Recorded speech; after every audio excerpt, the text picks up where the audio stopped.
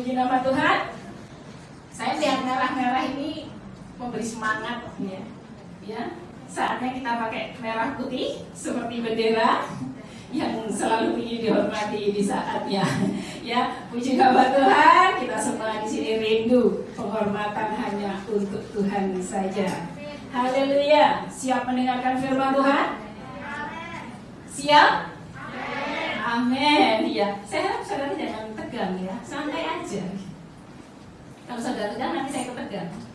Ya, kita akan sama-sama belajar tentang kebenaran firman Tuhan yang terdapat di dalam Galatia 5 ayat 13. Yuk, kita baca sama-sama. Siap? Hitungan ketiga mulai ya. 1, 2, 3. Saudara-saudara, memang kamu telah dipanggil untuk merdeka. Tetapi janganlah kamu mempergunakan kemerdekaan itu sebagai kesempatan untuk kehidupan dalam dosa, melainkan layanilah seorang akan yang lain oleh kasih. Iya, layanilah seorang akan yang lain oleh kasih. Kalau saya boleh tahu apa sih merdeka itu? Merdeka itu ya bebas. Iya, merdeka itu bebas saudara ya. Kita selama hari Senin sampai Sabtu kita nggak punya kebebasan ya. Kita hidup dalam aturan-aturan. Begitu Minggu dapat kebebasan, wow. Tapi ingat, yang namanya kebebasan tetap ada aturan. Jangan karena bebas hari Minggu terus malam nggak pulang.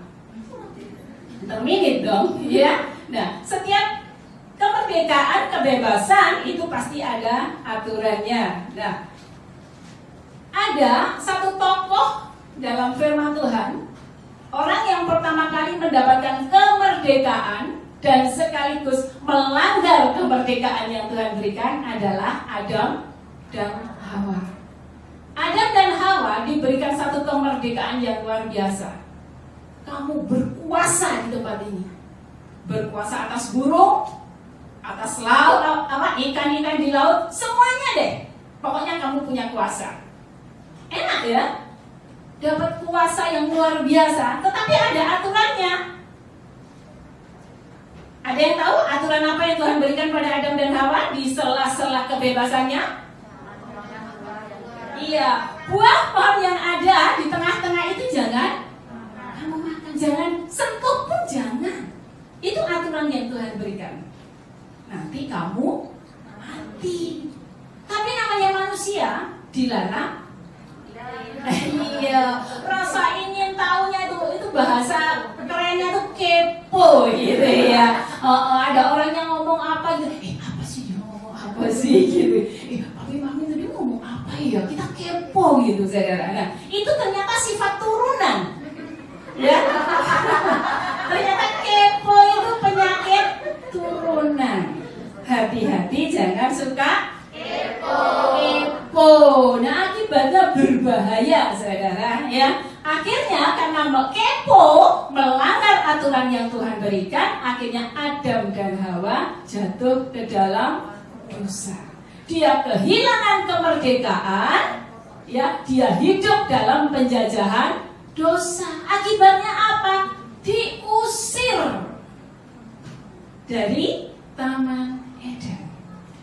Dia tidak lagi punya kemerdekaan. Dia harus bersusah payah menghasilkan tanah, ya, bersusah payah bekerja mencari makan. Oh, banyak sekali kesusahan yang dialami gara-gara kepo. Jadi sekali lagi saudara jangan kepo. Ya, karena kepo adalah salah satu cara iblis untuk menjatuhkan kehidupan kita dalam dosa. Nah, puji nama Tuhan. Ada kabar baik yang kita terima, ya, karena begitu besar kasih Allah akan dunia ini sehingga Ia mengaruniakan anaknya yang tunggal. Siapa dia? Yesus. Barang siapa percaya kepadanya tidak binasa, melainkan memperoleh hidup yang kekal. Ya, begitu besar kasih Tuhan pada kehidupan manusia. Manusia zaman dulu itu lahir untuk binasa. karena dosa, tetapi karena kasih Tuhan, Yesus lahir ke dunia, bahkan sampai mati di atas kayu salib, yang mencurahkan darahnya, sehingga manusia mendapatkan lagi yang namanya kemerdekaan. Beri kemuliaan kepada Tuhan. Nah, saudara dan saya sampai hari ini dapat kemerdekaan juga karena kasih karunia Tuhan. Nah, apa yang harus kita lakukan sekarang? PR apa yang harus kita kerjakan dengan kemerdekaan yang sudah Tuhan berikan? Yuk kita belajar di dalam Yohanes 8. Nanti kita akan bahas sampai ayat 11, tapi sekarang kita baca dulu ayat 1 sampai 5. Ya. Tetapi Yesus pergi ke Bukit Zaitun. Pagi-pagi benar ia berada lagi di bait Allah dan seluruh rakyat datang kepadanya. Ia duduk dan mengajar mereka.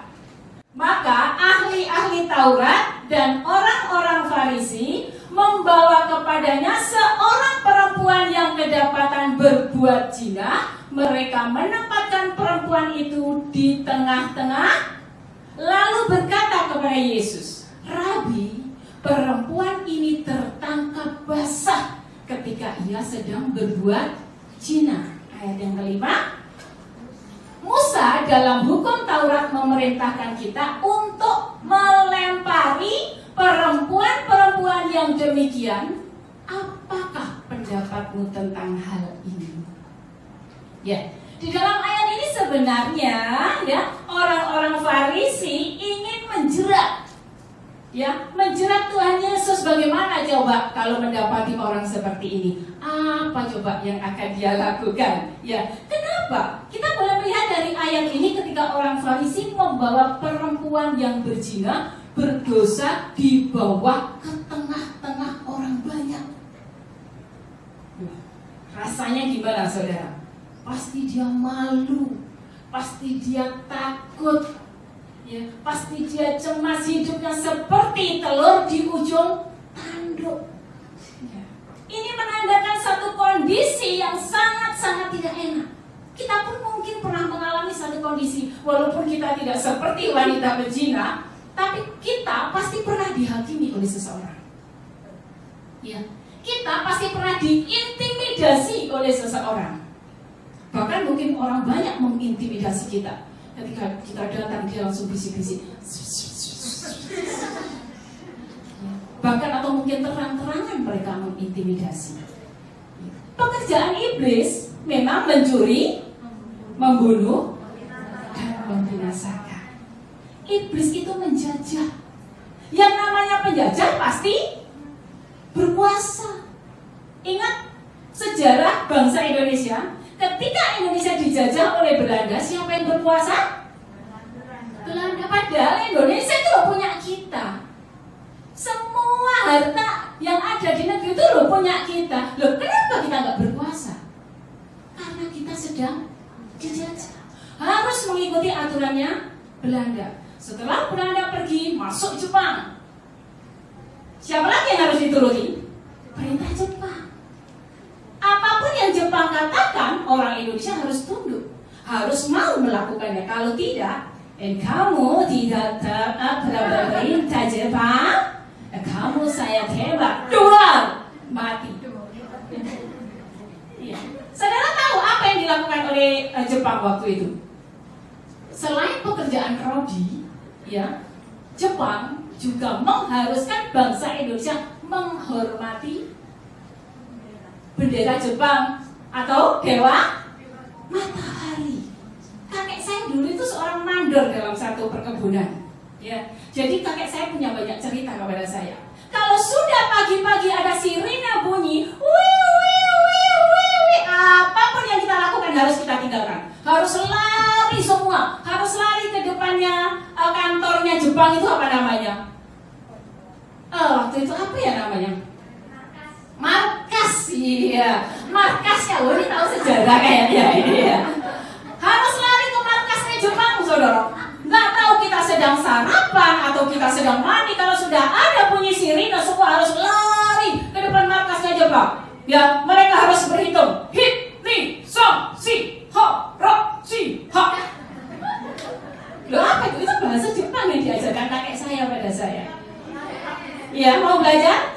Hit, ni, sang, si, ho, ro, si, ha. Langsung begini saudara. Dan harus menghadap pada matahari. Ya, langsung hokai ho. Bandan nasakura karo iyo iyo iyo. Iya kan? Pernah dengar kan? Itu lagu kebangsaannya Jepang. Mau nggak mau, apapun kepercayaanmu harus hormat pada Dewa Matahari. Kenapa? Karena dijajah. Jadi yang berkuasa adalah sang penjajah. Hati-hati dengan kehidupan kita. Kalau hidup kita dijajah oleh dosa, maka yang berkuasa dalam hidup kita adalah iblis. Saudara akan dituntun, diteror, saudara akan diremot karena iblis yang berkuasa. Tetapi berbahagialah saudara yang ada di tempat ini. Saudara yang sudah dimerdekakan oleh Yesus. Kita mendapatkan satu kemerdekaan yang luar biasa. Luar biasa sekali. Nah, seperti yang dialami oleh perempuan pejinah tadi, saudara. Ketika dibawa oleh orang-orang Farisi, dia merasa terjajah. Dia diintimidasi. Ya. Sepertinya nggak ada lagi harapan. Itu memang pekerjaan iblis, ya. Apa alasannya orang Farisi membawa perempuan ini? Yang pertama, dia ingin mencobai Tuhan Yesus. Yang kedua, dia merasa menjadi orang yang paling benar. Dia merasa menjadi orang yang suci.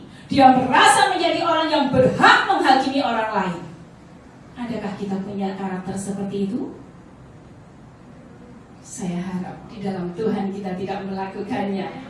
Ya, nah mereka beralibi, lo atas dasar apa? Hukum Taurat Musa kalau orang yang berzina itu harus dibunuh, harus dilempari dengan batu. Wow, matilah anak ayam.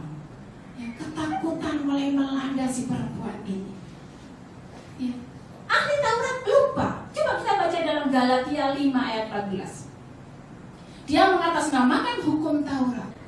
Galatia 5 ayat 14, sebab seluruh hukum Taurat tercakup dalam satu firman ini, yaitu Kasihilah sesamamu manusia seperti dirimu sendiri. sekali lagi, kasihilah Sesamamu manusia seperti dirimu sendiri. Tuh, ini loh ringkasan hukum Taurat.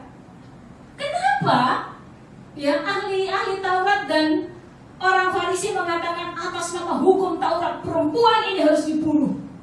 Dia lupa bahwa semuanya terangkum di dalam kasihilah sesamamu. Mestinya mereka ya mengampuni, mereka harus mengasihi. Ya, sudah kita lanjutkan baca di dalam Yohanes 8 ayat 7. Dan ketika mereka terus-menerus bertanya kepadanya, ia pun bangkit berdiri lalu berkata kepada mereka. Yuk kita baca bersama-sama. Barang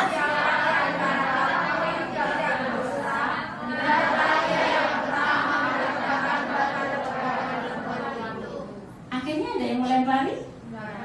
Kenapa? Oh, tadi sudah mentang-mentang mau membunuh, kok nggak mau melempari? Kenapa? Ya, ini adalah teladan yang Tuhan Yesus berikan buat kita. Menyadarkan bahwa setiap kita bahwa kita ini juga manusia berdosa. Kita tidak berhak menghakimi orang lain. Kita tidak berhak mengintimidasi orang lain. Loh, dia salah loh Mbak Dian. Dia sudah benar-benar ketahuan bersalah. Ingat saudara, kalau Tuhan saja mau mengampuni kehidupan saudara dan saya, kenapa kita tidak? Kenapa? Ukuran yang kamu pakai akan diukurkan kepadamu. Ya, kalau kita pelit di dalam mengasihi, maka kita pun tidak akan mendapatkan kasih dari Bapa. Kalau kita pelit dalam mengampuni, firman Tuhan katakan ampuni kami seperti kami mengampuni orang yang bersalah kepada kami. Lah kalau kita nggak mau mengampuni, apakah kita dapat pengampunan? Ingat saudara, intimidasi, penjajahan yang kita lakukan, ya, mungkin tidak dengan tangan kita, tapi mungkin dengan sikap kita. Ketika ada seseorang datang, kita langsung cuek. yang ada datang ke tempatku, dia nggak pernah datang, tiba-tiba ada acara datang. Intimidasi loh. Selama ini diajak pun nggak mau, begitu kena masalah. Intimidasi. Ingat, intimidasi adalah bagian dari penjajahan. Ya, intimidasi boleh disamakan dengan membunuh tanpa menyentuh.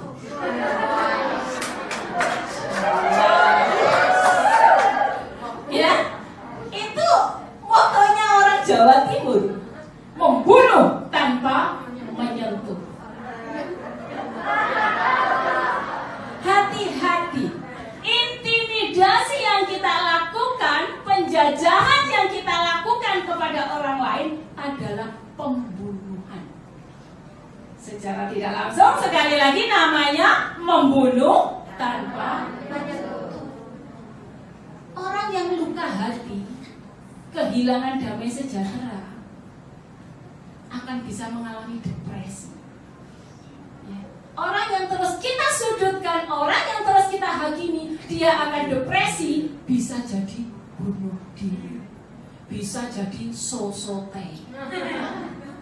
Hari-hari ini banyak orang sosotei loh. Iya, di jalan-jalan masih muda, cantik-cantik, ganteng-ganteng, sosotei, saudara. Kenapa? Dia terintimidasi oleh COVID. Ya, dia terintimidasi oleh masa depan. Dia merasa gagal, ya, karena COVID mereka bangkrut, mereka nggak bisa sekolah, mereka nggak bisa bekerja, diintimidasi kegagalan demi kegagalan, akhirnya sosotei, sampai akhirnya bunuh diri. Tingkat bunuh diri di Hongkong naik loh, saudara. Kenapa? Karena intimidasi dari iblis. Nah, bagaimana dengan kita? Nah, siapa yang kita teladani? Ingat bahwa penghakiman miliknya Tuhan. Bahasa Arabnya laknatullah. Ya, laknatullah itu haknya Tuhan. Bahwa penghakiman itu haknya Tuhan. Lah kok sampai yang ambil? Namanya mencuri. Dosa enggak? Ya pasti dosa. Kita menghakimi orang, oh dia sedang mencuri. Kita menghakimi, kita lupa bahwa kita sendiri sebenarnya sedang mencuri. Kenapa kita menghakimi pencuri? Karena kita tidak sedang mencuri. Kenapa kita tidak mencuri? Karena tidak ada. Gak ada yang dicuri. Ya, saya nggak mencuri. Kenapa? Nggak ada kesempatan mencuri. Iya, jadi jangan menghakimi, karena dosa itu tidak hanya mencuri. Dosa itu tidak hanya perzinahan. Ada banyak dosa. Ya, aturan yang Tuhan berikan kepada kita. Jangan lupa, jangan menghakimi. Ya, laknatullah, bahwa laknat itu miliknya Allah, miliknya Tuhan. Kita tidak berhak. Nah, apa sih akibat dari orang yang suka menghakimi? Kita baca di dalam Matius 7 ayat 22 dan 23. Akibat dari orang yang merasa suci, akibat dari orang yang merasa benar, akibat dari orang yang merasa hidupnya sudah sempurna, kita baca Matius 7 ayat 22 dan 23.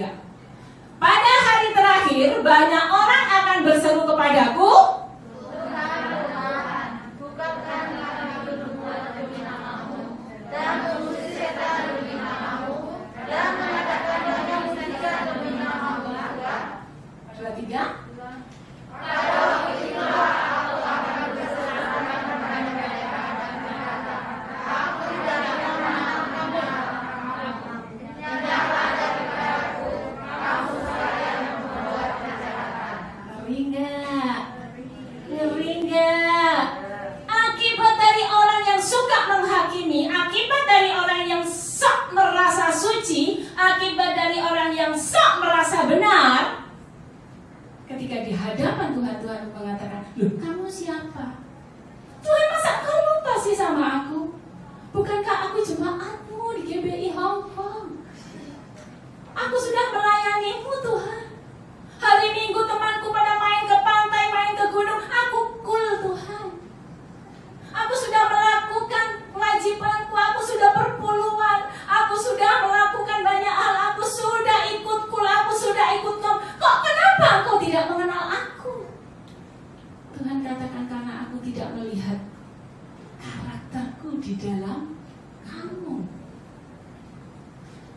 orang tua akan mengenal anaknya.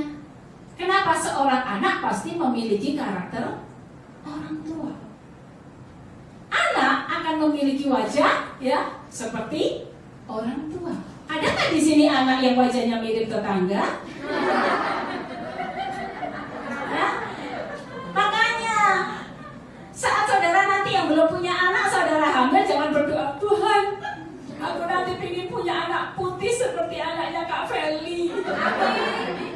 Hati-hati loh, kita hitam anaknya putih. Ditanya sama tetangga, lo dapat dari mana? Seorang anak itu pasti ada kemiripan dengan orang tua. Ya, saya nggak pernah minta anak putih, saudara. Takut. Takut nanti saya dibully sama tetangga. Kalau saya hitam, my love saya hitam.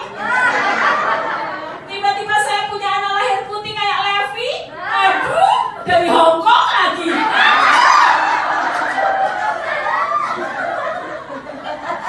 Itu dapat dari Hong Kong. Lu dapat dari mana? Suaminya itu, Mbak Dian itu, lupanya putih sipit gitu. Begitu juga dengan kita. Kalau kita sudah berani memanggil orang tua, ya Abah, ya Bapak, ya Bapak kita, maka kita harus mewarisi yang namanya karakter Bapak. Jangan mewarisi karakter apa? Orang Farisi, ahli Taurat. Ya. Mulai hari ini saya rindukan saudara, ayo kita koreksi diri kita. Karakter siapa yang kita warisi dalam hidup kita? Jangan sampai kita membunuh tanpa menyentuh. Ya, misalnya saya berdiri di sini, saya lagi pegang mic, tiba-tiba dari sound system sana bunyi, wuih, gitu ya. Saya langsung gitu. Bisa nggak? Coba kira-kira yang saya gitukan, kira-kira apa suasana hatinya gimana? Sakit nggak?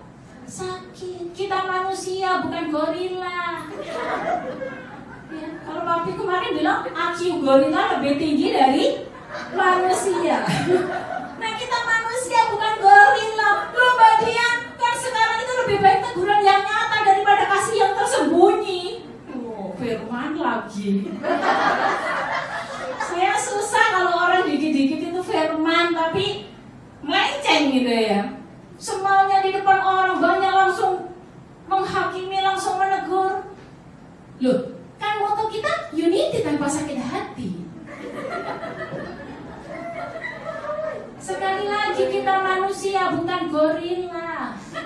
Kalau gorila nggak ada rasa, saudara. Kita masih ada rasa. Ya, jangan asal-asalan unity tanpa sakit hati. Lebih baik teguran yang nyata daripada kasih yang tersembunyi. Itu firman Tuhan, itu betul. Tapi kita harus tahu di mana, kapan saatnya, dan kenapa kita harus melakukan. Ya, when, where, why. Bisa bahasa Inggris. Kita menegur seseorang itu kita harus tahu kondisi. Kenapa aku harus menegur? Oh, karena dia melakukan kesalahan. Kapan saatnya aku harus menegur? Jangan di depan banyak orang. Ya. Kapan saatnya kita harus tepat? Ayo kita belajar kepada karakter Kristus. Coba kita baca di dalam ayat 8 sampai 10. Ya, Yohanes 8 ayat 8 sampai 10. Lalu Yesus bangkit berdiri dan berkata, lalu ia membungkuk pula dan menulis di tanah. 9. Tetapi setelah mereka mendengar perkataan itu, pergilah mereka seorang demi, mulai dari yang tertua sampai akhirnya tinggallah Yesus dengan siapa? Yang ada di tempatnya. Ayat 10. Lalu Yesus bangkit berdiri dan berkata kepadanya,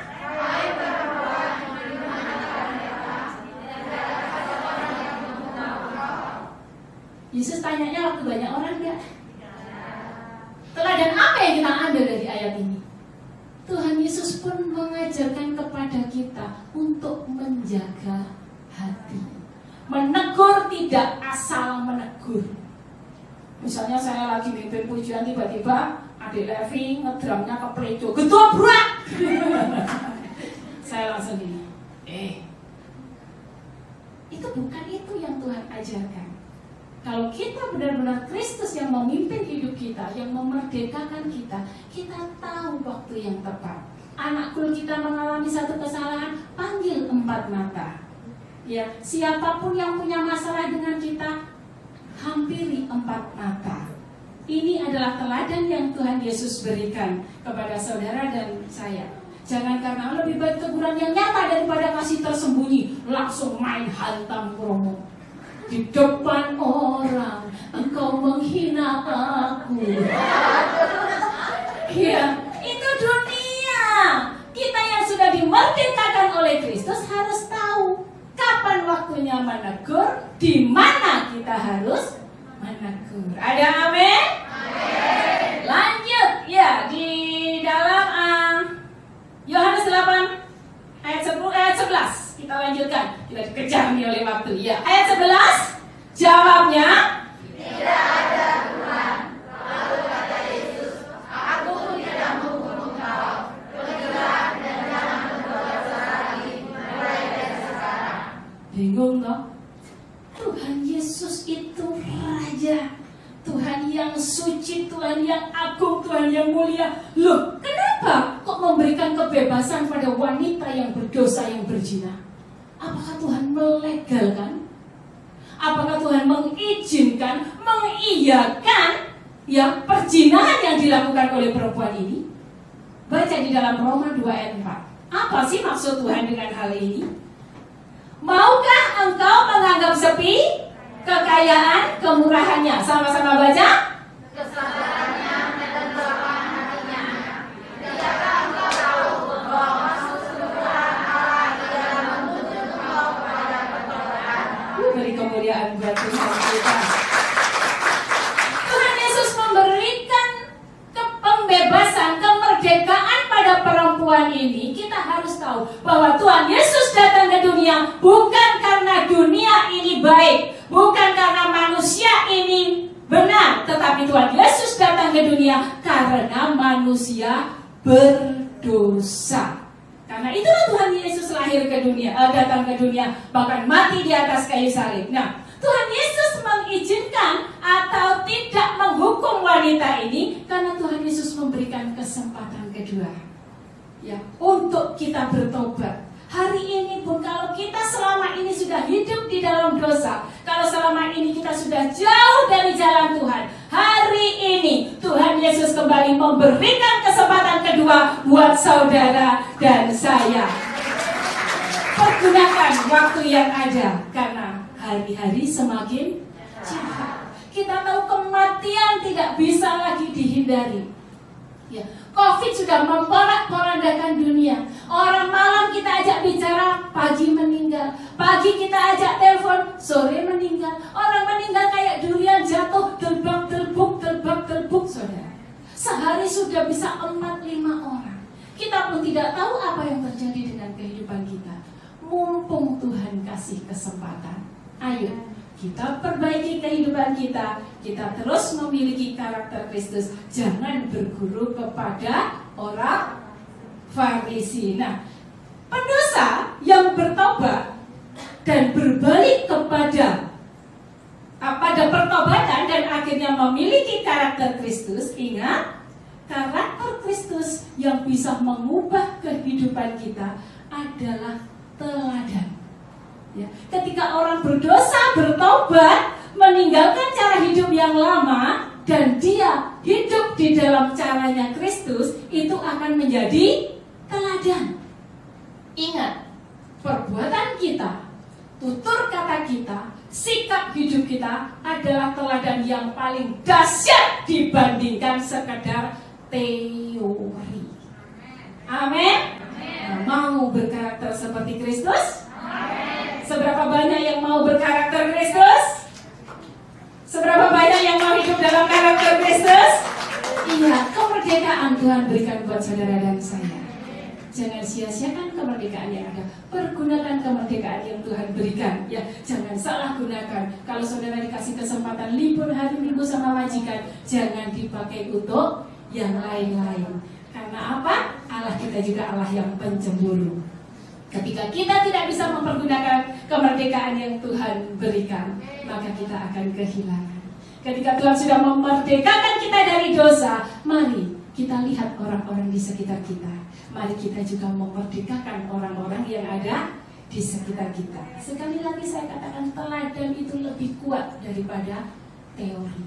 Jadi cara hidup kita, pola hidup kita akan menjadi teladan Kristus. Dan nama Yesus dipermuliakan di dalam kehidupan kita. Ya, yang percaya katakan amin. Yang percaya katakan amin. Sekali lagi mari kita isi kemerdekaan ini dengan cara yang benar. Ya, kemerdekaan yang Tuhan berikan kita pergunakan sebaik mungkin, karena kita tidak tahu bila mana waktu itu datang. Puji nama Tuhan. Saya jemput semuanya bangkit berdiri. Kita akan meresponi firman Tuhan hari ini.